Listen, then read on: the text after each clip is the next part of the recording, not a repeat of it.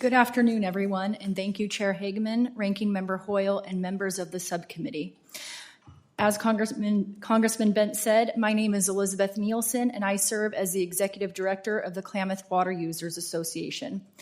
I am here today to speak in support of H.R. 8259, the Federal Water Projects Consultation Improvement Act of 2026, and I want to explain in plain terms why this legislation matters so much to our members and to farm and ranch families across the western United States. Thank you, Congressman Bentz, for your authorship and introduction of this legislation. It is very important to water users throughout the western United States, as evidenced by the numerous organizations that support the bill. I would also like to recognize and thank one of Klamath Water Users member districts, Klamath Irrigation District, for being able to attend this hearing today. Klamath Water Users Association is a nonprofit formed in 1953. Our members are irrigation districts that contract with the Bureau of Reclamation's Klamath Project.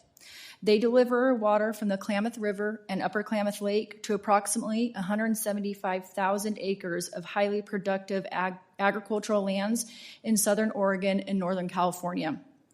Our member districts also operate infrastructure that supplies water to Tule Lake and Lower Klamath National Wildlife Refuges, which are critical to waterfowl and the Pacific Flyway. When federal actions may affect endangered species under the Endangered Species Act, agencies must complete a Section 7 consultation. During this process, wildlife agencies determine whether an action could harm listed species, and if so, what changes are required.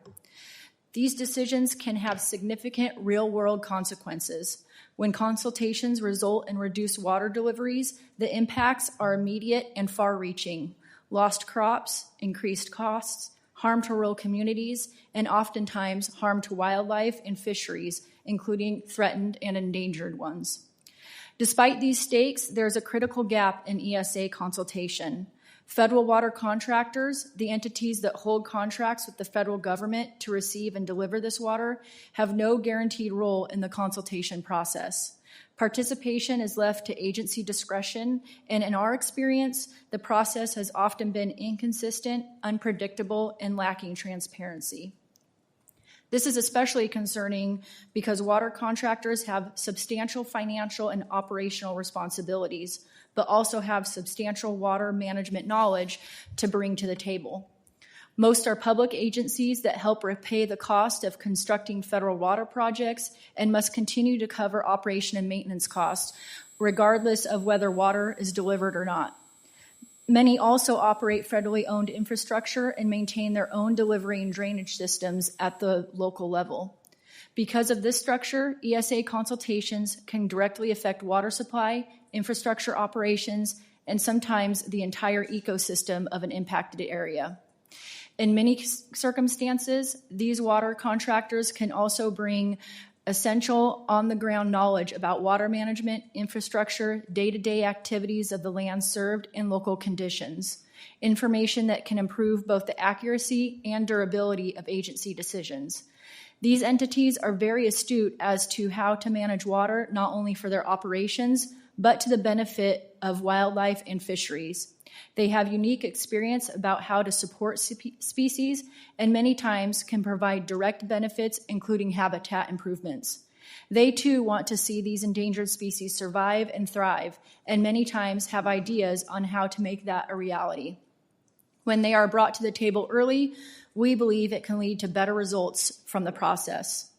H.R. 8259 addresses this ESA consultation gap by giving federal water contractors a defined role in the consultation process. It ensures they can communicate directly with decision makers, share technical expertise, and engage in meaningful dialogue before decisions are finalized.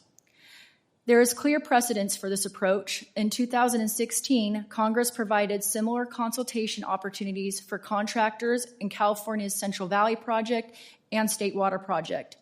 That authority is set to expire, and this bill builds on that experience to create a broader, more consistent, and permanent framework.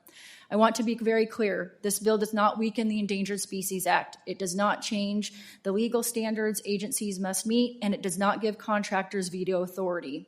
It simply ensures that those directly affected and those with critical expertise are meaningfully included in the process and promote collaboration that can help species in that process. This is a practical, common sense improvement. Thank you for the opportunity to testify today, and I welcome any questions the subcommittee may have.